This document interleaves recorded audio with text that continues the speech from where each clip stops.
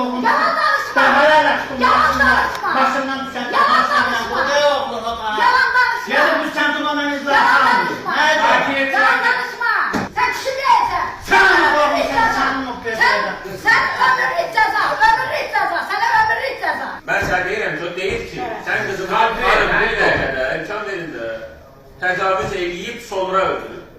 Seni batırıp Baba ben. her şey yoksa ne değil. Ben durum atam evladına sağlığı. Ha. Ataya bak.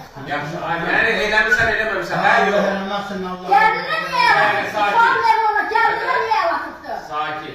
Akif Yelman Şahmarov Azərbaycan Respublikası Cinayət Məcəlləsinin 120.2.4-cü maddəsində nəzərdə tutulmuş cinayət əməllərini törətməkdə təqsirli bilinərək 16 il müddətinə azadlıqdan məhrum etmə cəzasına məhkum edilsin. Təyin edilmiş azadlıqdan məhrum etmə növündə cəzanın ciddi rejim cəza çəkmə məsələsində 36 Gel.